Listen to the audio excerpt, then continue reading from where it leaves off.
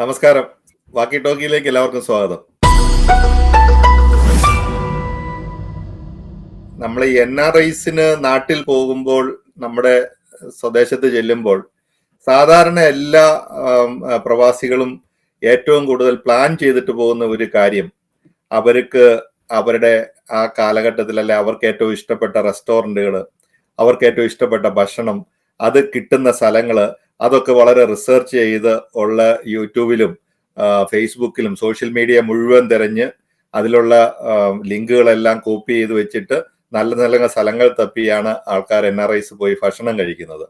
പക്ഷേ ഈ കഴിഞ്ഞ ദിവസം നമുക്ക് വന്ന ഒരു റിപ്പോർട്ടിൽ, ഒരു വീഡിയോയിൽ, ഒരു വളരെ ചെയിൻ ആയിട്ടുള്ള റെസ്റ്റോറൻ്റ് ആവും, മാസ് റെസ്റ്റോറൻ്റ് എന്ന് പറഞ്ഞാൽ അവിടെ ഒത്തിരി വളരെ നല്ല പോഷ് രീതിയിൽ അറബിക് ഫുഡ് കൊടുക്കുന്ന ഒരു റെസ്റ്റോറൻ്റ് ആണ്. അവരുടെ ഏതോ ഒരു ബ്രാഞ്ചിൽ അതിന്റെ കക്കൂസും കുടിവെള്ള സ്രോതസ്സും അവരുടെയുള്ള ആ ഒരു ടാങ്കുകളെല്ലാം ഒരു ലൈനിൽ തന്നെ വെച്ചിട്ടുണ്ട്. അത് ഫേക്കാന്നുള്ള പറഞ്ഞിട്ടുള്ള ന്യൂസുകളും വരുന്നുണ്ട്. അത് ആരോ ക്യാമറയിൽ അങ്ങനെ എടുത്തു കൊടുത്തതാണ്. അപ്പൊ അവർക്ക് തന്നെ പല ബ്രാഞ്ചുകളുണ്ട്, ആ ബ്രാഞ്ചിലാണെന്ന് പറയപ്പെടുന്നു. അപ്പൊ നമ്മൾ ആ ഒരു പർട്ടിക്കുലർ റെസ്റ്റോറന്റിന്റെ കാര്യമല്ല പറയുന്നത്.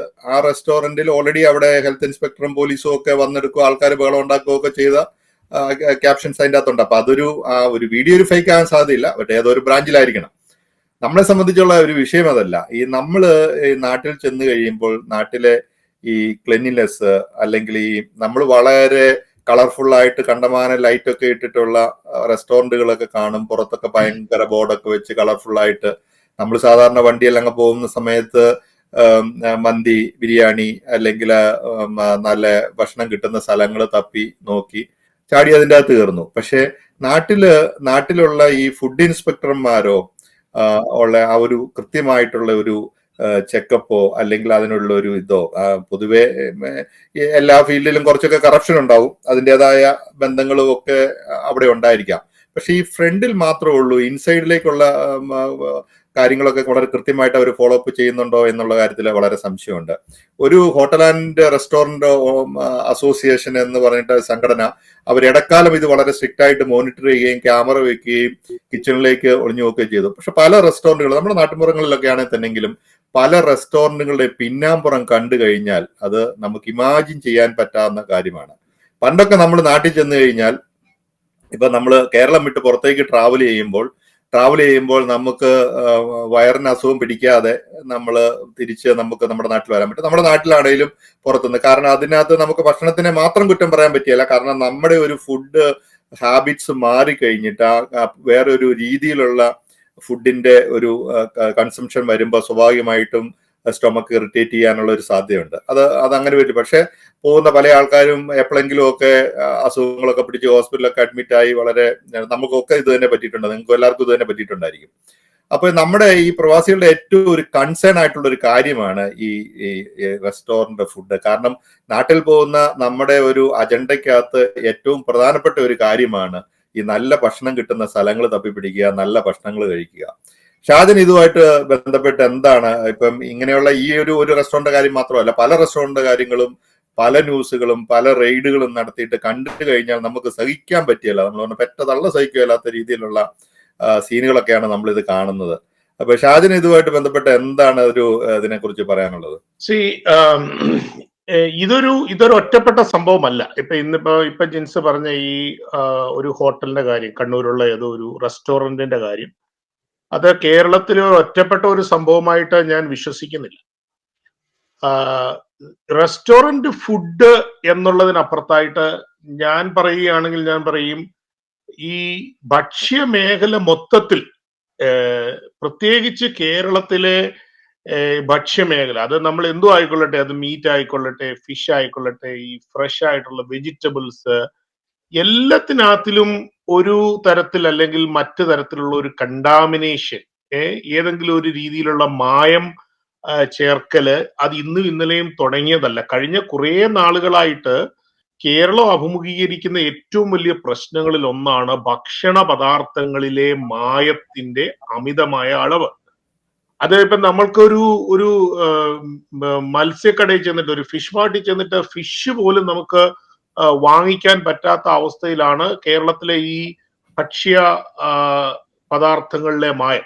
പല തവണ ഈ കാര്യം സർക്കാരിന്റെ ശ്രദ്ധയില് പലരെ കൊണ്ടുവരികയും ഈ ജനകീയ സംഘടനകൾ കൊണ്ടുവരികയും പ്രതിപക്ഷം കൊണ്ടുവരികയും ഒക്കെ ചെയ്തിട്ടും ഒരു എന്താ പറയാ, ഒരു ക്രിയാത്മകമായിട്ട് അല്ലെന്നുണ്ടെങ്കിൽ ഒരു സോളിഡ് ആയിട്ടുള്ള ഒരു തീരുമാനം അക്കാര്യത്തിൽ എടുക്കാൻ ഇതുവരെ സർക്കാരിന് കഴിഞ്ഞിട്ടില്ല. സർക്കാർ അതിനകത്ത് പൂർണ്ണ പരാജയമാണ് എന്നുള്ള കാര്യം ഞാൻ ആദ്യമേ തന്നെ പറയുകയാണ്. അത് ഞാൻ പറഞ്ഞത് food industry as a whole ആണ് ഞാൻ പറഞ്ഞത്. അത് പറഞ്ഞ പോലെ പൊടികള് ഇപ്പൊ നമ്മൾ പ്രത്യേകിച്ച് നമ്മളിപ്പോ നാട്ടിലൊക്കെ പോയിട്ട് വരുമ്പോൾ നമ്മള് ഇപ്പൊ കുറവാണ്, നേരത്തെയൊക്കെ ആണെങ്കിൽ നമ്മൾ നാട്ടിൽ പോയിട്ട് വരുമ്പോഴത്തേക്ക് ഇവിടത്തേക്ക് ആവശ്യമുള്ള മല്ലിപ്പൊടി, മഞ്ഞപ്പൊടി, അങ്ങനെയുള്ള കാര്യങ്ങളൊക്കെ നമ്മൾ പൊടികളൊക്കെ കൊണ്ടുവരുന്ന ഒരു കാലം ഉണ്ടായിരുന്നു ഒത്തിരി. ഇപ്പൊ അതൊക്കെ കുറച്ചു. ഇപ്പൊ ഇവിടെ പോലും ഈ ഇന്ത്യൻ കടയിൽ നിന്ന് നമ്മൾ വാങ്ങിക്കുന്ന ഈ മസാലാസ് അതുപോലെ തന്നെയുള്ള പൊടികളിലൊക്കെ നമുക്ക് വിശ്വാസക്കുറവുണ്ട്.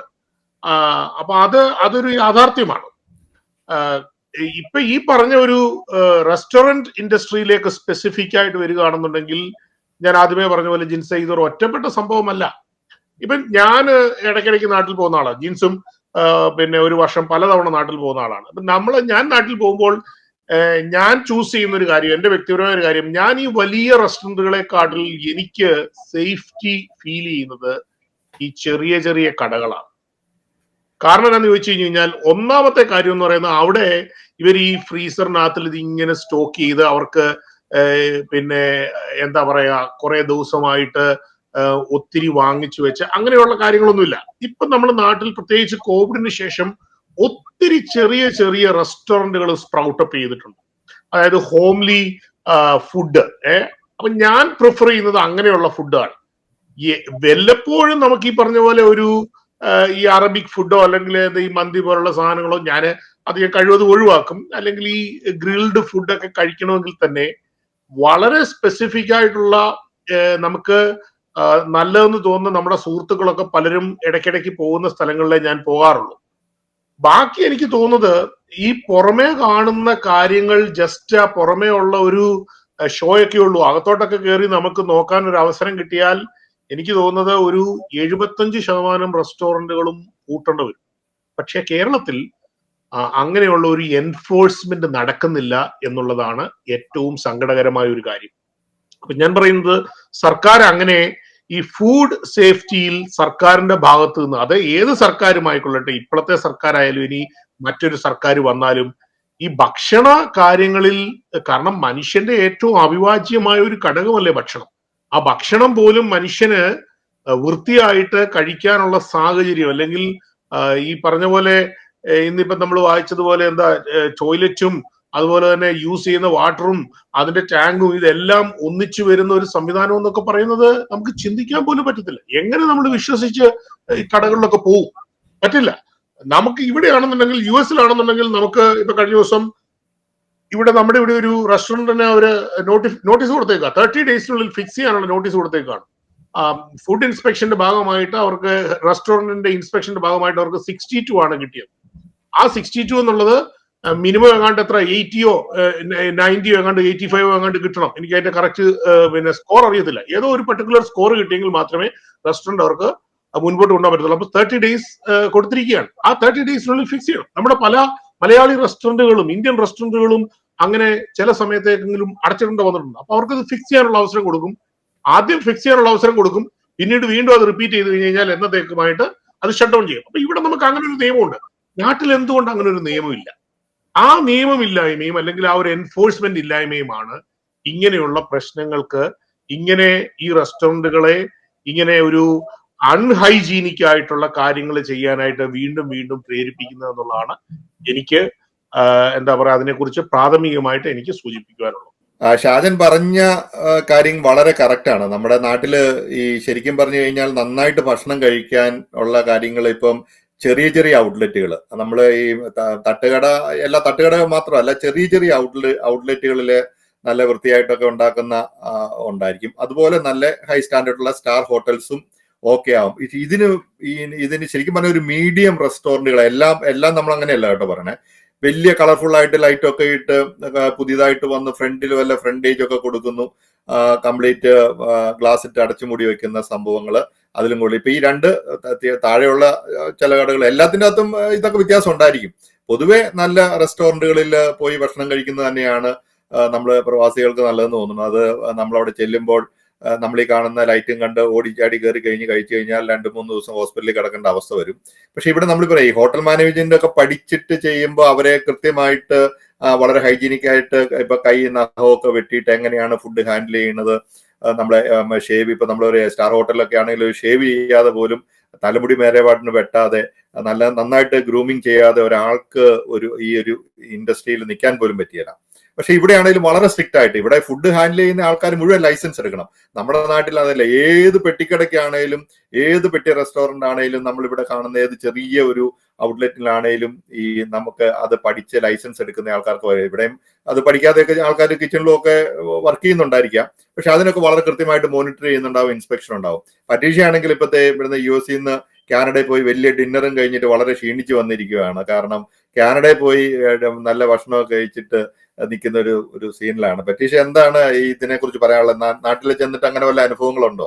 അതിപ്പോ ഇപ്പൊ ജിൻസും നമ്മുടെ ഷാജിനും പറഞ്ഞ പോലെ തന്നെ നമ്മൾ ഏത് ഇപ്പൊ US-നുള്ളിലാണെങ്കിലും അല്ലെങ്കിൽ US വിട്ട് നമ്മൾ കാനഡ വന്നാലും യൂറോപ്പിൽ പോയാലും അല്ലെങ്കിൽ നമ്മൾ നാട്ടിൽ പോയാലും നമ്മളുടെ പ്രൈം ആയിട്ടുള്ള നമ്മളുടെ ഒരു നേരത്തെ പറഞ്ഞ പോലത്തെ ഒരു നമ്മുടെ ബക്കറ്റ് ലിസ്റ്റിലുള്ളെന്ന് പറയുന്നത് നല്ല ഫുഡ് തേടി പോകുന്നത് നമ്മുടെ മലയാളികളുടെ ഒരു നമ്മുടെ ബ്ലഡിൽ അലിഞ്ഞിട്ടുള്ള ഒരു സാധനമാണ് നല്ല ഫുഡ് തേടി പോകാന്നുള്ളത്. നാട്ടിലേക്ക് പോകുമ്പോഴത്തേനും നമ്മളുടെ നൊസ്റ്റാൾജിക് ആയിട്ടുള്ള ഭക്ഷണങ്ങൾ തേടി പോകുന്നതാണ്. അത് ഇപ്പൊ നമ്മൾ ഇവിടെ ഇരിക്കുമ്പോഴത്തേനും ഈ റീൽസ് വഴിയും യൂട്യൂബ് ചാനലുകൾ വഴി അല്ലെങ്കിൽ ഇൻസ്റ്റാഗ്രാം വഴിയൊക്കെ പുതിയ പുതിയ ഒത്തിരി റെസ്റ്റോറന്റുകൾ നമുക്ക് അറിയാൻ പറ്റുന്നുണ്ട്. പിന്നെ കൂടാതെ പുതിയ പുതിയ ഭക്ഷണ രീതികള്, പുതിയ പുതിയ ഭക്ഷണങ്ങളൊക്കെ ഇൻട്രൊഡ്യൂസ് ചെയ്യപ്പെടുന്നുണ്ട്. അപ്പൊ നമ്മൾ ഇവിടെ ഇരിക്കുന്ന നമ്മൾ അതൊക്കെ കണ്ടു കഴിയുമ്പോൾ നമ്മളെ ഒന്ന് അതിലേക്ക് ആകർഷിക്കപ്പെടുന്നുണ്ട് നമ്മള്. അപ്പൊ നമ്മൾ എന്താ ചെയ്യുന്നതെന്ന് വെച്ച് കഴിഞ്ഞാല് നാട്ടിലേക്ക് ചെല്ലുമ്പോൾ നമ്മൾ ആദ്യം തന്നെ പോകുന്നവരും വീട്ടുകാരെയും എല്ലാരെയും ഒക്കെ കൂട്ടിയിട്ട് നമ്മൾ ആദ്യം ശ്രമിക്കുന്നത് ഈ കടകൾ തേടി പോകാന്നുള്ളതാണ്. നമ്മളത് ലിസ്റ്റ് ചെയ്ത് വെച്ചേക്കാണ് ഏതൊക്കെ കടയിൽ പോകണമെന്നുള്ളതും. ട്രാവൽ ചെയ്ത് തന്നെ പോയി നമ്മൾ ആ കടകളിലോട്ടൊക്കെ പോയി നമ്മൾ ഭക്ഷണം കഴിക്കാറുണ്ട്. ഇപ്പൊ ഈ ഒരു സംഭവം കണ്ടു കഴിഞ്ഞപ്പോൾ ഇത് ആദ്യത്തെ സംഭവം അല്ല. ഇതിന് മുന്നേയും ഇതുപോലെ ഒത്തിരി സംഭവങ്ങൾ ഉണ്ടായിട്ടുണ്ട്. തിരുവനന്തപുരത്ത് തന്നെ ഒരു പ്രത്യേക പിന്നെ റെസ്റ്റോറന്റ് പല പ്രാവശ്യമായിട്ട് ഇങ്ങനെ പിടിക്കപ്പെട്ടിട്ടുണ്ട്. അതെങ്ങനെ തിരിച്ചു വീണ്ടും ഒരാഴ്ച കൊണ്ട് വരുന്നു എന്നുള്ളത് ചോദ്യചിഹ്നം തന്നെയാണ്. നമ്മളപ്പോ ഇത് കണ്ടു കഴിഞ്ഞപ്പോഴത്തേനും, ഈ വാർത്ത കണ്ടു കഴിഞ്ഞപ്പോഴത്തേനും എനിക്ക് വരുന്ന ഒരു ഇതെന്ന് പറഞ്ഞു കഴിഞ്ഞാൽ, ഈ നേരത്തെ നമ്മളിപ്പോ ഇവിടെ സംസാരിച്ച പോലെ തന്നെയാണ്, എന്ത് ധൈര്യത്തിലാണ് നമ്മൾ ഇനിയിപ്പോ നമ്മൾ അവിടെ പോയി ഭക്ഷണം കഴിക്കുന്നത്. ഈ പറഞ്ഞ പോലെ തന്നെ എന്ത് അവിടെ ചെന്ന് കഴിച്ചാലും രണ്ടാമത്തെ ദിവസം അല്ലെങ്കിൽ മൂന്നാമത്തെ ദിവസം നമുക്ക് ഒരു വയറിനൊരു സ്റ്റൊമക്ക് അപ്സെറ്റ് ഉണ്ടാവാറുണ്ട്. അത് ചൂടിന്റെ ആണെന്ന് പറയുന്നതുണ്ട്, ഭക്ഷണത്തിന്റെ ആണോ ഒന്നും ഒരു പിടുത്തവുമില്ല. പക്ഷേ ഇത് നമുക്ക് എന്തായാലും ഗവൺമെന്റിന്റെ ഭാഗത്തിൽ നിന്ന് തന്നെയാണ് ഇതിന് ഒരു ഉണ്ടാവേണ്ടത്. എന്താ പറയാ, ഇതിനൊരു പ്രതിവിധി ഉണ്ടാവേണ്ടത്. ഇവിടേക്ക് എന്ന് പറഞ്ഞു കഴിഞ്ഞാൽ ഇപ്പൊ എല്ലാ റെസ്റ്റോറന്റിലും ഞാനിപ്പോ ഇവിടെ കഴിച്ചത് നമ്മളുടെ ഒരു കേരള റെസ്റ്റോറന്റിൽ നിന്നാണ് ഞാനിപ്പോ ഭക്ഷണം കഴിച്ചത്. ഇവിടേക്ക് എല്ലാ റെസ്റ്റോറന്റുകളിലും ചെറുതാണെങ്കിലും വലുതാണെങ്കിലും ഗ്രേഡിംഗ് ഉണ്ട്. ഇപ്പൊ നമ്മുടെ ഷാജൻ പറഞ്ഞതുപോലെ ഇത്ര പെർസെന്റേജ് എന്ന് പറഞ്ഞ പോലെ A grade, B grade, C grade എന്ന് പറഞ്ഞുള്ള ഗ്രേഡിംഗ് ഉണ്ട്. അറ്റ്ലീസ്റ്റ് B എങ്കിലും ഇല്ലാതെ ഇവിടെ റെസ്റ്റോറന്റുകളൊന്നും നടത്തിക്കൊണ്ട് പോകാൻ പറ്റത്തില്ല എന്നുള്ളതാണ്. ഇതില് ഈ ബിക്ക് താഴെ പോകുമ്പോഴത്തേനുമാണ് ഈ കടകൾ അടച്ചിടപ്പെടുന്നത്. മിക്കവാറും കടകളിലൊക്കെ അവർ റിനോവേഷൻ എന്ന് പറഞ്ഞ് വരുമ്പോഴത്തേനും നമുക്കറിയാം, ഓഹോ ഇവരെ പിടിച്ചിട്ടുണ്ട്, ഇതെന്തോ സംഭവം ആയതുകൊണ്ടാണ്. അത് നമ്മുടെ ഇവിടെ നമ്മൾ ജീവിക്കുന്നത് കൊണ്ട് നമുക്ക് അറിയാം ഇവിടെ ഇത് റിനോവേഷൻ ഒന്നും അല്ല, ഇവരെ പിടിക്കപ്പെട്ടിട്ടുണ്ട്. അതുകൊണ്ട് ഇവർ സമയം കൊടുത്തിട്ടുണ്ട്, 30 days കൊടുത്തിട്ടുണ്ട്. അതിന് വേണ്ടിയിട്ട് ഇവർ നമ്മളെ പൊടിയിടാൻ വേണ്ടി റിനോവേഷൻ എന്ന് പറഞ്ഞ് ഇതൊക്കെ നടത്തിക്കാന്ന് A ഗ്രേഡിന് വേണ്ടിയിട്ട് ഉള്ള പരിപാടിയാണെന്ന് നമുക്കറിയാം. എന്തുകൊണ്ട് ഇത്രയധികം സംവിധാനങ്ങളും ഇത്രയും നമ്മള് അക്ഷരാഭ്യാസത്തില് പിന്നെ 100%, 90% പറയുന്ന നമ്മളുടെ കേരളത്തില് ഇങ്ങനെയുള്ള ചെറിയ ചെറിയ വളരെ അത്യാവശ്യമായ കാര്യങ്ങളിൽ നമ്മൾ പിന്നോക്കം നിൽക്കുന്നെന്നുള്ളത് ഒരു ചോദ്യമാണ്. ഈ ഭക്ഷണം എന്ന് പറയുന്ന സാധനം വൃത്തിയായി കൊടുക്കണമെന്നുള്ളത് ആർക്കാണ് അറിയാൻ പാടില്ലാത്തത്? അതിപ്പോ നമ്മൾ റെസ്റ്റോറന്റിൽ നിന്ന് കഴിക്കുന്നത് ജനങ്ങൾക്ക് കൊടുക്കപ്പെടുന്ന ഭക്ഷണം നമ്മൾ ഫ്രീ ആയിട്ടല്ലല്ലോ അവർ തരുന്നത്, നമ്മൾ കാശ് കൊടുത്ത് മേടിക്കുന്നതല്ലേ. അപ്പൊ അത് വൃത്തിയായിട്ട് തരണമെന്നുള്ളത് നിർബന്ധമാക്കേണ്ടത് ഗവൺമെന്റിന്റെ ഭാഗത്തു നിന്നുള്ളത് ഒരു തീരുമാനമല്ലേ, അവരെടുക്കേണ്ടതല്ലേ അത്. അത് കൃത്യമായിട്ട് ഈ ഒരു സംവിധാനം അവിടെ എന്തിനാന്നേ? പിന്നെ ഇങ്ങനെ ഒരു ഡിപ്പാർട്ട്മെന്റ് എന്തിനാണെന്നേ? അവർ ആ ഡിപ്പാർട്ട്മെന്റ് എന്താ ചെയ്യുന്നത് അവിടെ? പ്രതീക്ഷ അതെന്നറിയോ, നമ്മള് വേറെ ഏത് കാര്യത്തില് സർക്കാർ മെഷീനറി ഇത് അതിന്റെ അകത്ത് കറപ്ഷൻ നടന്നാലും ഈ ഒരു ഡിപ്പാർട്ട്മെന്റ് ഫുഡ് ഹെൽത്ത് അതിന്റെ ഹൈജീനിക് ആയിട്ടുള്ള കാര്യങ്ങളിൽ ഒരു കാരണവശാലും വീഴ്ച വരുത്താൻ പറ്റില്ല. കാരണം ഈ സർക്കാർ ഉദ്യോഗസ്ഥരും മനുഷ്യരാണല്ലോ. ഇപ്പൊ ഭരിക്കുന്നവരും മനുഷ്യരാണ്, ഭരിക്കുന്ന പാർട്ടിക്കാരും പ്രതിപക്ഷത്തുള്ളവരും എല്ലാ മനുഷ്യരും ബേസിക് ആയിട്ട് വൃത്തിയായിട്ട് നല്ല ഭക്ഷണം കഴിക്കാനുള്ള ഒരു അവസരം ഉണ്ടാകുന്നുണ്ട് നമ്മുടെ നാട്ടിൽ. നമുക്ക് തോന്നിയിട്ടുള്ള വേറെ ഒരു കാര്യം എന്താണെന്ന് വെച്ച് കഴിഞ്ഞാൽ, ഒരു റെസ്റ്റോറന്റിലും നമ്മുടെ ചെറിയ ചെറിയ ഔട്ട്ലെറ്റ്, ഇവിടെയൊക്കെയാണെങ്കിൽ 10-14 സീറ്റിങ്ങിന് മേളിലുള്ള റെസ്റ്റോറന്റ് ഉണ്ടെങ്കിൽ ഔട്ട്സൈഡ് ടോയ്ലറ്റ് വേണം എന്നുള്ള കാര്യമുണ്ട്. നമ്മുടെ നാട്ടിൽ ചവറുപടി റെസ്റ്റോറന്റ് ഉണ്ട്, പക്ഷെ നമ്മൾ ഒരു റെസ്റ്റോറന്റിൽ കയറിയ വൃത്തിയുള്ള ഒരു 2 ടോയ്ലറ്റ്, ആണുങ്ങൾക്കും പെണ്ണുങ്ങൾക്കും ഉള്ള ഒരു ടോയ്ലറ്റ് കണ്ടുപിടിക്കാം. അത് വൃത്തി ഉണ്ടായിരിക്കാന്നുള്ള, അത് മിക്കവാറും ഈ വാഷ് ബേസിന് ഇരിക്കുന്ന സീറ്റിനോട് ചേർന്നൊക്കെ തന്നെ ആയിരിക്കും സെറ്റ് ചെയ്തിട്ടുണ്ട്. അല്ലാത്തോണ്ട് നമ്മൾ കോമൺ ആയിട്ടുള്ള ഒരു കാര്യം പറഞ്ഞത്, ഈ ഭക്ഷണം ഉള്ളിലേക്ക് പോകാനുള്ള ഇഷ്ടംപടി ഔട്ട്ലെറ്റ് ഉണ്ട്, പുറത്തേക്ക് കളയാനുള്ള ഒരു സ്ഥലവും ഇല്ല. നമ്മുടെ നാട്ടിലെ പ്രധാനപ്പെട്ട പ്രശ്നം അതാണ്. കാരണം നമ്മൾ എല്ലാ ഈ റെസ്റ്റോറന്റുകൾ മാത്രമല്ല, ഇപ്പൊ നമ്മള് ഗ്യാസ് സ്റ്റേഷനിലാണേലും അല്ല പെട്രോൾ സ്റ്റേഷനിലാണേലും പെട്രോൾ പമ്പിലാണേലും മറ്റുള്ള അതുപോലെയുള്ള പ്രധാനപ്പെട്ട പബ്ലിക് വരുന്ന കടകളില്, ബിസിനസ് സ്ഥാപനങ്ങളിലൊക്കെ വൃത്തിയുള്ള ടോയ്ലറ്റ് വെച്ചാൽ തന്നെ റെസ്റ്റോറന്റുകളിലും ഈ നമ്മൾ ഈ എല്ലായിടത്തും പോയി കഴിക്കുന്നത്, ഇത് ഉള്ളിലേക്ക് പോകുന്ന പോലെ തന്നെ പുറത്തേക്ക് പോകാനുള്ള ഒരു സംവിധാനം വേണമല്ലോ. അതിനും ഒരു ടൈമിംഗ് ഉള്ള, കാരണം അത് കൃത്യമായാൽ തന്നെ മിക്കവാറും റെസ്റ്റോറന്റുകളുടെ വൃത്തിയുടെ കാര്യത്തില് കുറച്ചുകൂടെയൊക്കെ നല്ല രീതിയിൽ വരാനുള്ള സാധ്യതയുണ്ട്. അതാണ് അതിൻ്റെ അകത്ത്. അപ്പൊ ഗവൺമെന്റ് വളരെ കൃത്യമായിട്ട് മോണിറ്റർ ചെയ്യേണ്ട ഒരു സംവിധാനമാണ് ഈ ഭക്ഷണത്തിന്റെ കാര്യത്തിലുള്ള കാര്യം. ഗവൺമെന്റിന്റെ ഒരു വീഴ്ച തന്നെയാണ് ഇങ്ങനെയുള്ള അടിക്കടി ഉണ്ടാകുന്നത്. അപ്പൊ ഈ ഡിപ്പാർട്ട്മെന്റിന്റെ വീഴ്ചയാണ്. ഇപ്പൊ ഈ വരുന്ന വകുപ്പിന്റെ കീഴിലുള്ള കൃത്യമായിട്ട് മോണിറ്റർ ചെയ്ത് അതിന് വേണ്ട സ്റ്റാഫിനെയൊക്കെ, വേറെ ഏത് കാര്യം ഇപ്പൊ ഞാൻ പറയാം, പാലവും റോഡും തോടും ഒക്കെ പണിയുന്നത് പോലെ ആ പണിയുന്നതിനേക്കാളും ഇമ്പോർട്ടന്റ് ആയിട്ടുള്ള കാര്യമാണ്, മനുഷ്യന്റെ ആരോഗ്യത്തിനെ ബാധിക്കുന്ന ഒരു കാര്യമാണ് ഈ ഭക്ഷണവുമായിട്ട് ബന്ധപ്പെട്ട്. അതിപ്പോ നമ്മൾ NRIസിനെ മാത്രം ബാധിക്കുന്ന ഒരു കാര്യമല്ല. അത് നാട്ടിലുള്ളവരാണേലും ഭരിക്കുന്നവരാണേലും ഭരിക്കാത്തവരാണേലും ഉദ്യോഗസ്ഥരാണേലും പാവപ്പെട്ടവനാണേലും പണക്കാരനാണേലും ഏത് ജാതിയിലാണേലും എല്ലാവരും ഭക്ഷണം കഴിക്കണം. അത് വൃത്തിയായിട്ട് കഴിക്കാനുള്ള സാഹചര്യം ഒരുക്കേണ്ടതിന്റെ ഉത്തരവാദിത്വം സർക്കാരിനാണ്. സർക്കാർ കൃത്യമായിട്ട് മോണിറ്റർ, ഏത് വകുപ്പിനേക്കാളും പ്രാധാന്യമുള്ള ഒരു വകുപ്പാണ് അത്. ഇവിടെയൊക്കെ ഈ ഡിപ്പാർട്ട്മെന്റ് ഓഫ് ഹെൽത്തിന്റെ കീഴിൽ വന്നിട്ട് അവർക്ക് ഏത് ലെവലിലാണ് ഇത് ട്രെയിനിങ് തൊട്ട് എല്ലാ കാര്യങ്ങളും കൃത്യമായിട്ടുള്ള ഒരു അവര് മോണിറ്റർ ചെയ്യുന്നുണ്ട്. അതുകൊണ്ട് തന്നെയാണ് നമുക്ക് ഇവിടെ ഇപ്പൊ ഈ പറഞ്ഞ ABC ക്ലാസ്, C ക്ലാസ് എന്നൊക്കെ പറഞ്ഞാൽ പിന്നെ പൂട്ടുക എന്നുള്ളത് മാത്രമേ വഴിയുള്ളൂ. കാരണം അത് കഴിഞ്ഞാൽ രണ്ടാമത് തുറക്കാൻ രണ്ടാമതൊരു നോട്ടീസോട് കിട്ടിക്കഴിഞ്ഞു കഴിഞ്ഞാൽ പിന്നെ അത് പറയാം. പക്ഷെ നമ്മൾ ഇപ്പൊ ഇന്ത്യക്കാരുടെയോ മെക്സിക്കാരുടെയോ അങ്ങനെയുള്ള പല നമ്മുടെ കമ്മ്യൂണിറ്റികളുടെ റെസ്റ്റോറന്റിലൊക്കെ പല ആൾക്കാരും ഈ പറഞ്ഞ ക്രൈറ്റീരിയ ഒന്നും ഇല്ലാതെ ഇപ്പം എന്നാ പറഞ്ഞ പേറോളിലൊന്നും ഇല്ലാതെ വർക്ക് ചെയ്യുന്ന ആൾക്കാരൊക്കെ ഉണ്ടാവും. അതൊക്കെ ഉണ്ടാവും. അപ്പൊ അവർക്കൊന്നും ഈ പറഞ്ഞ ഒരു കാറ്റഗറിയിലോ ഒരു ക്രൈറ്റീരിയയിലൊന്നും വർക്ക് ചെയ്യുന്നുണ്ടായിരിക്കില്ല. ഇപ്പൊ ഷാജനോട് ഒരു കാര്യം, നമ്മളിപ്പോ ഷാജനും കോട്ടയത്തിനടുത്താണല്ലോ. നമ്മൾ കോട്ടയത്ത് ചെയ്യുന്ന പണ്ടത്തെ കാലത്ത് 10-25 ഇപ്പൊ എനിക്ക് തോന്നുന്നു കുറച്ചു കാലം ആ കട അടച്ചു പോയെന്നോ.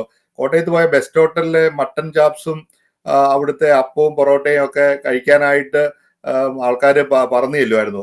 കഴിഞ്ഞ തവണ ചെന്ന് കഴിഞ്ഞപ്പോൾ അതൊരു ബേക്കറി മാത്രമായിട്ട് ആ സ്ഥലമൊക്കെ എടുത്തു പോയെന്ന് തോന്നുന്നു. അവര് പിന്നെ അവരുടെ ഒത്തിരി വർഷങ്ങളായിട്ട് എനിക്ക് തോന്നുന്നു ഒത്തിരി വർഷങ്ങളായിട്ടുണ്ടായിരുന്ന റെസ്റ്റോറന്റ് ആയിരുന്നു. 10-50 വർഷം മുമ്പൊക്കെ അവിടുത്തെ കോട്ടയം എന്ന് പറഞ്ഞു കഴിഞ്ഞാൽ ബെസ്റ്റ് ഹോട്ടലിലെ മട്ടൻ സ്റ്റൂവും അപ്പോൾ ഒക്കെ അത്രമാത്രം ഫേമസ് ആയിരുന്നു. അങ്ങനെയുള്ള ചില കടകൾ ചില നാട്ടിൻപുറത്തുണ്ടല്ലോ, വളരെ ഫേമസ് ആയിട്ടുള്ള പാരമ്പര്യമായിട്ട് നടത്തിക്കൊണ്ട് പോകുന്ന. ഇപ്പൊ പാരഗൺ, അപ്പൊ നമ്മൾ പറയാ പാരഗണൊക്കെ വളരെ വൃത്തിയായിട്ട് കൊടുക്കുന്ന ഒരു ചെയിൻ റെസ്റ്റോറന്റുകളിൽ ഒന്നാണ് പാരഗന്. അങ്ങനെ കുറെ റെസ്റ്റോറന്റുകളുണ്ട്. അപ്പം പലതുമൊക്കെ കാലക്രമേണ കൊണ്ട് നമ്മുടെ ആൾക്കാരെ നൊസ്റ്റാൾജി, NRIസിനാണ് ഈ റെസ്റ്റോറന്റുകൾ തപ്പി നമ്മൾ ചെന്നിട്ട്, അല്ലെങ്കിൽ ഇന്ന ഒരു റെസ്റ്റോറന്റിൽ പോയി ഭക്ഷണം കഴിക്കാൻ വേണ്ടി തന്നെ പ്ലാൻ ചെയ്തു പോകുന്ന ആൾക്കാരുണ്ട്. ശരിയല്ലേ ഷാജൻ? അതങ്ങനെയല്ലേ? ഷാജൻ നാട്ടിൽ പോകുമ്പോഴും ഇതൊക്കെ തന്നെയാണോ താല്പര്യങ്ങള്? ഈ നമ്മള് പെട്രീഷ്യ പറഞ്ഞതുപോലെ ഈ നമ്മളൊക്കെ പ്രത്യേകിച്ച് ഞാൻ ഇപ്പം എന്നെ സംബന്ധിച്ച് എന്റെ ഫാമിലി എന്ന് പറഞ്ഞ ഒരു ഫുഡി ഫാമിലിയാണ്. നമ്മളെയൊക്കെ കണ്ടാൽ തന്നെ അറിയാമല്ലോ അല്ലെ? നമ്മള് 10-230 പൗണ്ട് ഉണ്ട് പിള്ളേരൊക്കെ. അത് ഇവിടെ ആണെങ്കിലും നാട്ടിലാണെങ്കിലും എവിടെ ചെന്നാലും ഇപ്പൊ നമ്മള് ഈ ഭക്ഷണം കഴിക്കാനായിട്ട് നമ്മൾ സിംഗപ്പൂരിലൊക്കെ പോയിട്ട് സിംഗപ്പൂരിലെ മാർക്കറ്റിലും മലേഷ്യയിലെ ഈ പിന്നെ നൈറ്റ് ലൈഫ് ഉള്ള സ്ഥലങ്ങളിലും ഒക്കെ പോയി ഫുഡിന് ആ ഒരു ലോക്കൽ ഫുഡ് എൻജോയ് ചെയ്യുക എന്ന് പറയുന്നത് ഓരോരുത്തരുടെ ഒരു പാഷനാണല്ലോ. അപ്പൊ ഞാനത് എൻജോയ് ചെയ്യുന്ന ആളാണ്. ഇപ്പം ഞാൻ അങ്കമാലിയിൽ പോകുന്ന സമയത്ത് അവിടെ വൈകിട്ട് കഞ്ഞി കിട്ടുന്ന ഒരു സ്ഥലമുണ്ട്, പിന്നെ നെല്ലിക്ക കഞ്ഞി എന്ന് പറഞ്ഞ് കഞ്ഞി കിട്ടുന്ന സ്ഥലമുണ്ട്. അപ്പം ഇതൊക്കെ ഓരോ ഞാൻ കഴിഞ്ഞ ദിവസം ചിന്തിച്ച ഒരു കാര്യം, പണ്ട് നമ്മൾ വേണ്ട എന്ന് പറഞ്ഞ് കളഞ്ഞ പല കാര്യങ്ങളും ഇപ്പോൾ തിരിച്ചു വരികയാണ്. പണ്ട് ആർക്ക് വേണമായിരുന്നു? ഉദാഹരണത്തിന് ഈ നമ്മുടെ ആഞ്ഞിലിപ്പഴം എന്ന് പറയുന്ന ഒരു സാധനമുണ്ട്, ആഞ്ഞിലി ചക്ക. ആഞ്ഞിലിയിൽ ഉണ്ടാകുന്ന ചെറിയ ചക്ക. എന്റെയൊക്കെ ചെറുപ്രായത്തിലെ നമ്മള് അതിങ്ങനെ വീണ് അവിടെ കിടന്ന് തറയെ കിടന്ന് പിന്നെ അത് ചവിട്ടി മരിച്ചു പോയി. ഇന്ന് ആ സാധനത്തിന് ഒരു കിലോയ്ക്ക് ലുലുവിൽ നമ്മൾ ചെന്ന് നോക്കിക്കഴിഞ്ഞാൽ 70-80 രൂപ എങ്ങാണ്ടാണ്, അതോ 100 രൂപ എങ്ങാണ്ടാണെന്ന് തോന്നുന്നു ഒരു കിലോയ്ക്ക്. അപ്പം ഞാൻ പറഞ്ഞത് അതൊരു ഉദാഹരണം ഞാൻ പറഞ്ഞ പഴയ കാര്യങ്ങൾ, പഴങ്കഞ്ഞി, കഞ്ഞി, പഴയ പിന്നെ ഞാൻ ഈയിടെ തിരുവല്ലയിലേക്ക് രാവിലെ ഏർലി മോർണിംഗിൽ എറണാകുളത്ത് നിന്ന് തിരുവല്ലയിലേക്ക് യാത്ര ചെയ്ത സമയത്ത് ചങ്ങനാശ്ശേരി കഴിഞ്ഞപ്പം റോഡിന്റെ സൈഡിൽ ഒരു ബോർഡ് കണ്ടു, ഇഡ്ഡലി കട. ഇഡ്ഡലി മാത്രമേ ഉള്ളൂ. അപ്പൊ ഞാൻ ഡ്രൈവറോട് നിർത്താൻ പറഞ്ഞു. ഞങ്ങൾ അവിടെ നിർത്തിയിട്ട് ആ വഴിയോര കടയിൽ നിന്ന് അപ്പൊ ഞാൻ ചേട്ടനോട് ചോദിച്ചു, എത്ര മണിക്ക് തുറക്കും? 6 മണിക്ക് തുറക്കും സാറേ. എപ്പോ തീരും? 10 മണിയാകുമ്പോഴത്തേക്ക് ഇഡലി തീരുമെന്ന് പറഞ്ഞു. 4 മണിക്കൂർ കൊണ്ട് പുള്ളി രാവിലെ വന്ന് കുറച്ച് വേറൊന്നുമില്ല, ഇഡലി, അതിന്റെ കൂടെ സാമ്പാർ, സമ്മന്തി, ഒരു ഇച്ചിരി കടലയുടെ ചാറ്. ഇതൊരു കോംബോയാണ്. അപ്പൊ നമ്മളൊക്കെ ഇഷ്ടപ്പെടുന്ന, നമ്മൾ കഴിക്കാൻ ആഗ്രഹിക്കുന്ന കാര്യങ്ങൾ അതാണ്. ഇപ്പൊ നമുക്ക് ഇവിടുത്തെ ഒരു ലൈഫ് സ്റ്റൈലിൽ നമുക്ക് എല്ലാ ദിവസവും അങ്ങനത്തെ ബ്രേക്ക്ഫാസ്റ്റ് ഒന്നും പ്രായോഗികമല്ലല്ലോ. അപ്പൊ ഇവിടെ ഞങ്ങൾ വീട്ടിൽ എന്താ പറയാ, ഞങ്ങൾ അറ്റ്ലീസ്റ്റ് വീക്കെൻഡിലേലും അങ്ങനെയൊക്കെയുള്ള ബ്രേക്ക്ഫാസ്റ്റുകൾ ഉണ്ടാക്കാൻ നോക്കും. പിന്നെ ഇവിടെ നമ്മുടെ വൈഫിന് പിന്നെ ടൈം ഒരു പ്രശ്നമില്ലാത്തതുകൊണ്ട് ഞങ്ങൾ മിക്ക ദിവസങ്ങളിലും അങ്ങനെ ബ്രേക്ക്ഫാസ്റ്റ് ഉണ്ടാക്കും. എന്നാൽ പോലും നമുക്ക് പഴയ ആ ഒരു ഫുഡിനോടുള്ള ഒരു നൊസ്റ്റാൾജിയ ഉണ്ട്. പുട്ട്, കടല, അല്ലെന്നുണ്ടെങ്കിൽ അപ്പം കറി, ഇഡലി, സാമ്പാർ. അപ്പൊ ഇത് കിട്ടാനായിട്ട് നല്ല ചെറിയ കടകൾ നമ്മൾ നോക്കും. ഒന്നെങ്കിൽ അതാണ് ഓപ്ഷൻ. അതല്ലെന്നുണ്ടെങ്കിൽ ഈ പറഞ്ഞതുപോലെ തന്നെ ഒരു സ്റ്റാർ പിന്നെ സ്റ്റാറ്റസ് ഉള്ള കടകള്. അപ്പൊ ഇത് എവിടെ ഉണ്ടെങ്കിലും നമ്മൾ തപ്പിപ്പോവും. പക്ഷെ പ്രശ്നം എന്ന് പറയുന്നത് നമ്മുടെ ഈ ഭക്ഷണം കിട്ടാത്തതിന്റെ ഒരു പ്രശ്നമല്ല. ഇപ്പൊ ഞാൻ പേരെടുത്ത് പറഞ്ഞു കഴിഞ്ഞാൽ പല കടകളും അതവർക്കൊരു ബുദ്ധിമുട്ടാകുന്നതുകൊണ്ട് ഞാൻ പല കടകളും പറയുന്നില്ല. നമ്മൾ കാണുന്ന പല പ്രോമിനന്റ് കടകൾ, ഞാൻ എറണാകുളത്ത് സൈഡിലുള്ള പല പ്രോമിനന്റ് കടകളിലും നമ്മള് ഒരു തവണ പോയിട്ട് അടുത്ത തവണ തിരിച്ചു ചെല്ലുമ്പോൾ കേൾക്കുന്ന അവിടെ റെയ്ഡ് നടന്നു എന്നാണ് കേൾക്കുന്നത്. പക്ഷെ അതുകൊണ്ട് ഒരു പ്രയോജനമില്ല. കാരണം ഒരു സിസ്റ്റം ഇല്ല. മീൻസ് നമ്മള് ഒരു തവണ റെയ്ഡ് ചെയ്തു, അത് പിടിച്ചു, പോയി, വിട്ടു. അതേസമയം ഇവിടെ അങ്ങനെയല്ല. ഇവിടെ നമ്മളിപ്പോ ഒരു റെസ്റ്റോറന്റ് ചെന്ന് കഴിഞ്ഞ് കഴിഞ്ഞാൽ അവിടെ നമുക്ക് കാണത്തക്കതുപോലെ they have to post that certification. 85 എങ്കിൽ 85. ഇപ്പൊ നമ്മൾ ഡങ്കൻ ഡോണറ്റ്സിലോ അല്ലെങ്കിൽ മക്ഡോണറ്റ്സിലോ അല്ലെങ്കിൽ ഏത് റെസ്റ്റോറന്റ് ചെന്ന് കഴിഞ്ഞാൽ 100 ഉള്ളത് വളരെ ചുരുക്കമാണ്. പക്ഷെ 100 എന്നുള്ളത് കാണുന്ന ഉടനെ നമുക്കൊരു പ്രത്യേക ഫീലിംഗ് ആണ്. അത് ചിലയിടത്ത് 85 കാണും, ചിലയിടത്ത് 90 കാണും. അപ്പൊ അത് ആ ക്ലെൻലിനെസിന്റെ കാര്യമുണ്ട്, ഫുഡ് സ്റ്റോർ ചെയ്യുന്നതിന്റെ കാര്യമുണ്ട്, ക്രോസ് കണ്ടാമിനേഷൻ അവർ നോക്കും. ഇന്ന് സാക്സ്ബീസിൽ വൈകിട്ട് കുട്ടികളും ഞങ്ങൾ എല്ലാവരും കൂടെ സാക്സ്ബീസിൽ കഴിക്കാൻ പോയ സമയത്ത് കയറി ചെല്ലുന്നുണ്ടെങ്കിൽ അവിടെ നോട്ടീസ് വെച്ചേക്കാണ്, ക്യുക്കുംബേഴ്സ് റീകോൾ ചെയ്തതുകൊണ്ട് സാലഡിനകത്തിൽ ക്യുക്കുംബേഴ്സ് ഇല്ല. നമ്മുടെ നാട്ടിൽ ഇത് നടക്കുമോ? C that is A difference. ഞാൻ പറയുന്നത് അങ്ങനെ അതൊക്കെ ചെയ്യാനായിട്ട് ആർജവമുള്ള സർക്കാരുകളാണ് ആവശ്യം. അതാണ് നമ്മുടെ നാടിന്റെ ശാപം എന്ന് പറയുന്നത്.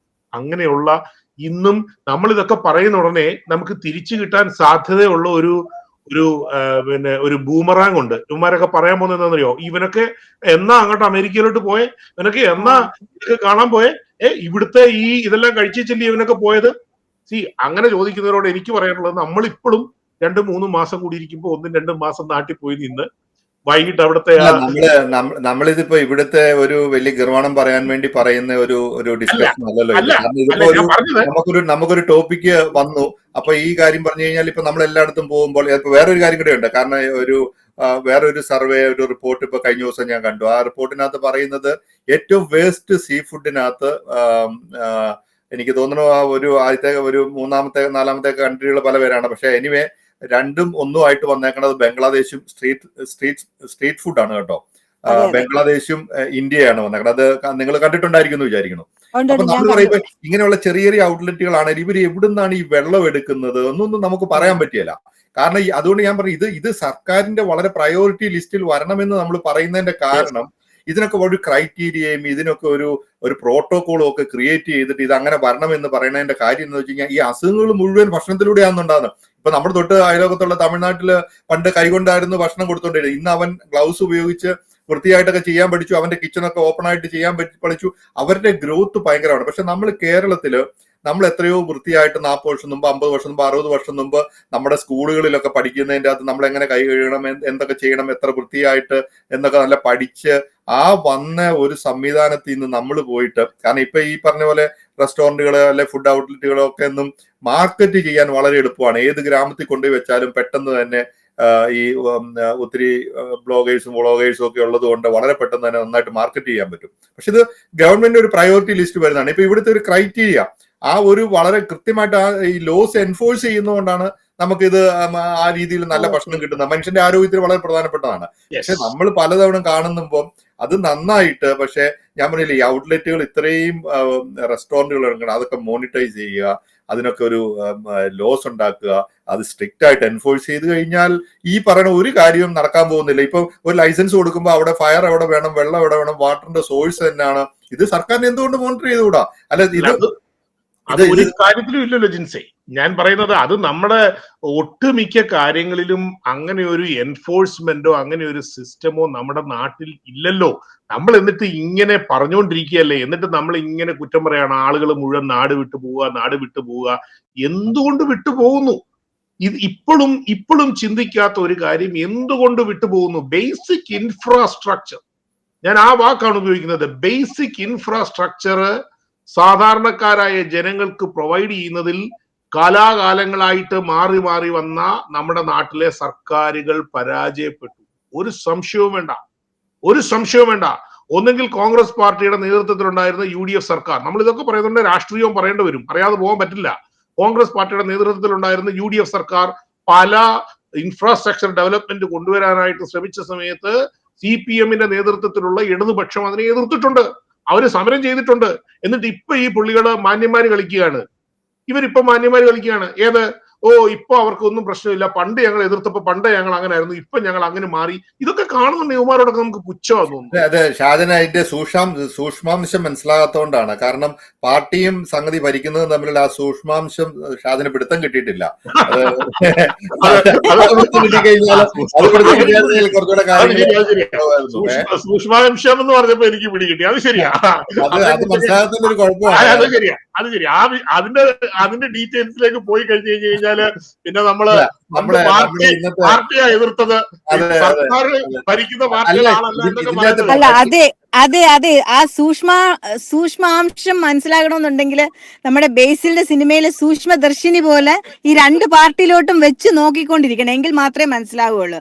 ഇപ്പൊ ഈ ഒരു സംഭവത്തിൽ ഇത് നടന്നപ്പോഴത്തേനും നമ്മുടെ ഗവൺമെന്റ് അല്ലെങ്കിൽ നമ്മുടെ സർക്കാരോ അല്ലെങ്കിൽ ഈ ഡിപ്പാർട്ട്മെന്റോ എന്താ ചെയ്യാൻ പോണെന്ന് വെച്ച് കഴിഞ്ഞാൽ, എടുപിടി എന്ന് പറഞ്ഞിട്ട് ഇനിയിപ്പോ ആ ഒരു ഭാഗത്തുള്ള അല്ലെങ്കിൽ കേരളത്തിലുടനീളമുള്ള എല്ലാ ഒരു മിഡിൽ ക്ലാസ് റെസ്റ്റോറന്റുകളോ അല്ലെങ്കിൽ അതിന്റെ താഴെയുള്ള റെസ്റ്റോറന്റുകളിലോ എടുത്തോ പിടിച്ചോ എന്നും പറഞ്ഞിട്ടുള്ള ഒരു റെയ്ഡ് നടത്തും.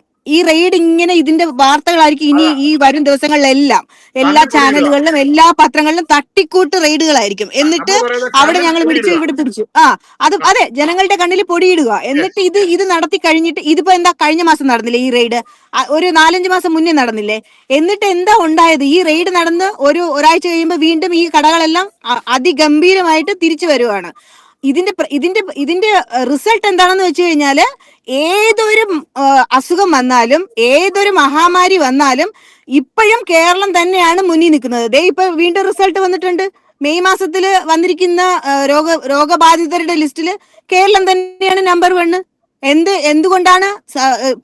അതിന്റെ ഉത്തരം സർക്കാരിന്റെ ഭാഗത്തിൽ നിന്നുണ്ടാകുന്ന വീഴ്ചയും ഈ ഡിപ്പാർട്ട്മെന്റുകളുടെ ഭാഗത്തു നിന്നുണ്ടാകുന്ന വീഴ്ചയും ഡിപ്പാർട്ട്മെന്റിൽ ഇരിക്കുന്ന ഉദ്യോഗസ്ഥരുടെ ഭാഗത്തു നിന്നുണ്ടാകുന്ന വീഴ്ചയുമാണ്. ഇവരെന്തുകൊണ്ട് തങ്ങളുടെ ജോലി ചെയ്യുന്നില്ല? നിങ്ങൾ ആ ഡിപ്പാർട്ട്മെന്റിൽ ഇരിക്കുന്ന ആൾക്കാർ ജോലി ചെയ്യാനാണല്ലോ ആ ഡിപ്പാർട്ട്മെന്റിൽ ഇരിക്കുന്നത്. എന്തുകൊണ്ട് നിങ്ങൾ നിങ്ങളുടെ ജോലി ചെയ്യുന്നില്ല? പിന്നെ ഇവർ അവിടെ എന്താ ചെയ്യുന്നത്? ഇവര് ജോലി ചെയ്യാതെ ഇവർ അവിടെ എന്താ ചെയ്യുന്നത്? അത് നമുക്ക് മനസ്സിലാകണമല്ലോ. അല്ല, പരീക്ഷ പറഞ്ഞ ഇതിനകത്ത് ഒരു കാര്യം കറക്റ്റ് ആണ്. കാരണം ഇതിന്റെ അകത്ത് ഈ ഉദ്യോഗസ്ഥർക്ക് ചില ബെനിഫിറ്റ് ഉണ്ടാക്കാൻ ഏറ്റവും പറ്റിയൊരു വകുപ്പാണിത്. ആ വകുപ്പ് അതിന്റെ ഒരു ഇതും കൂടെ കണ്ടുകൂടായില്ല. നല്ല ശതമാനം എല്ലാത്തിനകത്തും നല്ല ആൾക്കാരുണ്ടെങ്കിലും ഈ കറപ്ഷൻ എന്ന് പറഞ്ഞത് ഈ ഒരു വകുപ്പിലും നല്ല കാര്യമായിട്ട് നടക്കുന്നുണ്ട്. ഇല്ല എന്ന് പറയാൻ പറ്റില്ല. പൈസ കൊടുക്കാതെ ഒരു കാര്യവും മുന്നോട്ട് പോകുന്നുമില്ല. അപ്പൊ ഇതൊക്കെ ആയിട്ട് ബന്ധപ്പെട്ട് നിൽക്കുന്ന ആൾക്കാരൊക്കെ അതുമായിട്ട് സംസാരിക്കാറുണ്ട്. പക്ഷെ എനിവേ ഒരു കാര്യം കൂടെ പറഞ്ഞിട്ട് നമുക്ക് ഇന്നത്തെ ഈ ചർച്ച അവസാനിപ്പിക്കാം. അമേരിക്കയിലും കാനഡയിലും ഇംഗ്ലണ്ടിലും ഒക്കെ നമ്മള് ഈ ഇന്ത്യൻസ് തിങ്ങി പാർക്കുന്ന ചില പോക്കറ്റുകളുണ്ട്. അതിപ്പോ ടൊറന്റോയില് ഇപ്പം പരീക്ഷ കണ്ടിട്ടുണ്ടോ എന്നറിയാം. ഇപ്പൊ നിങ്ങൾ പോയ സ്ഥലങ്ങളിൽ ചില പോക്കറ്റുകൾ നമ്മുടെ ആൾക്കാർ പറയില്ല, നമ്മള് ആ സ്ഥലങ്ങളില് ഈ നമ്മുടെ നാട്ടിലുള്ള ചില സ്ഥലങ്ങളെക്കാളും വൃത്തിഹീനമായിട്ടുള്ള ഫുഡ് ഔട്ട്ലെറ്റുകൾ ഇങ്ങനെ. കാരണം അത് ഒരു ഗ്രൂപ്പ്, കാരണം അങ്ങോട്ടുള്ള ഈ ഇൻസ്പെക്ഷൻ പോലും സർക്കാർ മാറ്റി വെച്ചേക്കുവാന്ന് തോന്നുന്നു. അങ്ങനെയുള്ള സ്ഥലങ്ങള്, അങ്ങനെയുള്ള റെസ്റ്റോറന്റുകൾ, അങ്ങനെയുള്ള ഔട്ട്ലെറ്റുകൾ, അതൊക്കെ ഒരു പക്ഷേ ഈ സർക്കാർ ഒരു എത്നിക് മൈനോറിറ്റി ഗ്രൂപ്പുകൾ ഇങ്ങനെ വേണ്ടെന്ന് വെച്ചേക്കണ അവര് തന്നെ കഴിക്കുന്ന അവര് തന്നെ ചത്തോട്ടെ എന്നുള്ള. അതുകൊണ്ട് ഇതുപോലെ വൃത്തിഹീനമായിട്ടുള്ള സ്ഥലങ്ങൾ ഇവിടെ ഇല്ല എന്ന് നമ്മൾ പറയുന്നില്ല. പക്ഷെ പൊതുവായിട്ട് 99% സ്ഥലങ്ങളും എല്ലാം കൃത്യമായിട്ടാണ് പോകുന്നത്. സർക്കാർ ഈ കാര്യത്തിൽ വളരെ അടിയന്തരമായിട്ടുള്ള ശ്രദ്ധ പതിപ്പിക്കണം. കാരണം ഈ ന്യൂസുകളിൽ കൂടെ വരുന്ന കാര്യങ്ങൾ മാത്രമല്ല, ഈ ഒരു വകുപ്പിനാണ് ഏറ്റവും കൂടുതൽ ഇമ്പോർട്ടൻസ് കൊടുക്കുന്നത്. മനുഷ്യൻ ഭക്ഷണം കഴിക്കാൻ വേണ്ടിയാണ് ഈ എല്ലാ അധ്വാനവും എല്ലാ ക്രിയകളും നടത്തുന്നത്. അസുഖങ്ങളെ മാറ്റി നിർത്താനായിട്ട് ഇത് വേണം. അപ്പൊ ഈ ഒരു കാര്യത്തില് സർക്കാരിന്റെ ശ്രദ്ധ ഉണ്ടാവുമെന്ന് നമുക്ക് പ്രതീക്ഷിക്കാം. നമുക്ക് നാട്ടിൽ പോകുമ്പോൾ നമുക്ക് ഈ നൊസ്റ്റാൾജിയോട് കൂടി തന്നെ നമ്മുടെ പഴയ സ്ഥലങ്ങളൊക്കെ, ഔട്ട്ലെറ്റുകളൊക്കെ തപ്പിപ്പിടിച്ച് വേണ്ടപ്പെട്ട ഭക്ഷണം പോയി കഴിക്കാനായിട്ട് ഉള്ള സാഹചര്യങ്ങളും ഉണ്ടാകട്ടെ. ഒരു കാര്യം കൂടെ ഞാൻ പറയാം, ഒരു കാര്യം കൂടെ ഞാൻ പറഞ്ഞോട്ടെ. നമ്മുടെ ഷാജൻ ഇപ്പൊ പറഞ്ഞായിരുന്നു, നിങ്ങളിപ്പോ പോയതല്ലേ അമേരിക്കയിലോട്ട്, നിങ്ങൾ എപ്പോഴാ ഈ അമേരിക്കക്കാരായെന്നൊക്കെ ചോദിച്ചുകൊണ്ടുള്ള ഒരു ചോദ്യം ബൂമറാങ് പോലെ വരാന്ന് പറഞ്ഞ് അതിനെ ഖണ്ഡിക്കാൻ വേണ്ടിയിട്ട് ഞാനൊരു കാര്യം പറയാം. അമേരിക്കയിലോട്ട് വന്ന എല്ലാ ആൾക്കാരും ആദ്യമായിട്ട് ചെയ്ത ജോലി എന്ന് പറയുന്നത് DMO ജോലിയാ. അതായത് ഡിഷ് വാഷർ, മെക്കാനിക്കൽ ഓപ്പറേറ്റർ എന്നുള്ള ജോലി എല്ലാവരും ചെയ്തേക്കുന്നത്. അത് നാട്ടിലുള്ളവർക്ക് അറിയാൻ പാടില്ല. കാരണം നാട്ടിലുള്ളവർ വിചാരിക്കുന്നത് അമേരിക്കയിലോട്ട് ഇങ്ങ് വരിക, എല്ലാവർക്കും മറ്റേ വൈറ്റ് കോളർ ജോലി കിട്ടും, ഡോളർ അങ്ങോട്ട് വാരി കോരുവാണെന്നാണ് എല്ലാരും വിചാരിച്ചിരിക്കുന്നത്. 1980s-ലും 1990s-ലും ഞാൻ പറയാം പ്രതീക്ഷ, ഞാൻ കല്യാണത്തിന് മുമ്പ് 10-30 വർഷം മുമ്പ് ഇവിടെ വന്ന സമയത്ത് ഞാൻ ചെയ്ത പരിപാടി ഒരു വെയിറ്ററിന്റെ ജോലി ഞാൻ ചെയ്തിട്ടുണ്ട്. അതിൽ അമേരിക്കയിൽ 50%, അമേരിക്കൻ പ്രസിഡന്റുമാർ തൊട്ട് 50% ആൾക്കാർ ഒരു വെയിറ്റർ ജോബ് ചെയ്തിട്ടാണ് അവർ പഠിച്ചുകൊണ്ടിരിക്കുന്ന സമയത്ത് എല്ലാവർക്കും കിട്ടുന്ന പാർട്ട് ടൈം ആയിട്ടോ അങ്ങനെ എല്ലാവരും ചെയ്തിട്ടാണ് ഈ ഒരു ഫീൽഡിനെ കുറിച്ച് വരുന്നത്. അതുകൊണ്ട് എല്ലാവർക്കും ഇതിനെ കുറിച്ച് ഒരു ബേസിക് അവയർനെസ് അറിയാം. ഞാൻ പറഞ്ഞത് നമ്മള് പറയുമ്പോ നമ്മൾ ഈ പറയുന്നതിന്റെ കാര്യം എന്താണെന്ന് മനസ്സിലാകാതെ പെട്ടെന്ന് കയറി നമ്മളെ ജഡ്ജ് ചെയ്യുക എന്നുള്ളതാണ് ഇവരുടെയൊക്കെ പ്രശ്നം എന്ന് പറയുന്നത്. നമ്മൾ ഈ പറയുന്നത് നമുക്ക് വേണ്ടി മാത്രമേ. ഇപ്പൊ നമ്മള് എന്തൊക്കെ പറഞ്ഞു കഴിഞ്ഞാൽ, ഇപ്പൊ നമ്മളെ സംബന്ധിച്ചിടത്തോളം നമുക്ക് നാട്ടിൽ പോയി കഴിഞ്ഞാൽ നമുക്ക് സെലക്റ്റീവ് ആയിട്ടുള്ള റെസ്റ്റോറന്റുകൾ നോക്കി പിടിച്ച് നമുക്ക് പോകാൻ ഏതായാലും ദൈവത്തിന്റെ കാരണം ഇന്നത്തെ സാഹചര്യത്തിൽ നമുക്ക് പറ്റും. നമ്മൾ ഈ പറയുന്നത് നാട്ടിലുള്ള ആളുകൾക്ക് വേണ്ടി കൂടിയാണ്. അവിടെ ജീവിക്കുന്ന, അവിടെ താമസിക്കുന്ന, ഇപ്പൊ നമ്മൾ നാടുകളിൽ കാണും, റോഡിന്റെ സൈഡ് മുഴുവൻ ഇങ്ങനെ വണ്ടിയിൽ കൊണ്ടുവന്ന് ബിരിയാണി വിൽക്കും. എങ്ങനെയാണ് ഇവർ ഉണ്ടാക്കുന്നത്? എന്റെ സ്ഥാപനത്തിൽ ജോലി ചെയ്യുന്ന പെൺകുട്ടികളുണ്ട്, 10-40 കുട്ടികളുണ്ട്. ഉച്ചയ്ക്ക് ചിലപ്പോൾ 50 രൂപ 60 രൂപയ്ക്ക് ഒരു ബിരിയാണി കിട്ടും. അവർ പോയിട്ട് അതിൽ ഒരു ബിരിയാണി വാങ്ങിച്ചോണ്ട് വന്നാ കഴിക്കുന്നത്. ഇവർ എങ്ങനത്തെ സാഹചര്യത്തിലാണ് ഇത് ഉണ്ടാക്കുന്നത്? അപ്പൊ ഇതിനൊക്കെ ഇത് എവിടെയാണ് ഉണ്ടാക്കുന്നത്, അത് ഉണ്ടാക്കുന്നതിന്റെ ക്ലെൻലിനെസ്, ഇതൊക്കെ അസസ് ചെയ്യാനും ഇതൊക്കെ പിന്നെ എന്താ പറയാ, അതിനൊക്കെ ഒരു സിസ്റ്റം ഉണ്ടാക്കാനായിട്ടും സർക്കാരിന്റെ ഭാഗത്തു നിന്നും ജനകീയ മുന്നേറ്റങ്ങൾ ഉണ്ടാകുകയും, ഞാൻ പറയുന്നത് ബാക്കി എല്ലാത്തിനും ഇവന്മാര് സമരം നടത്തുമല്ലോ.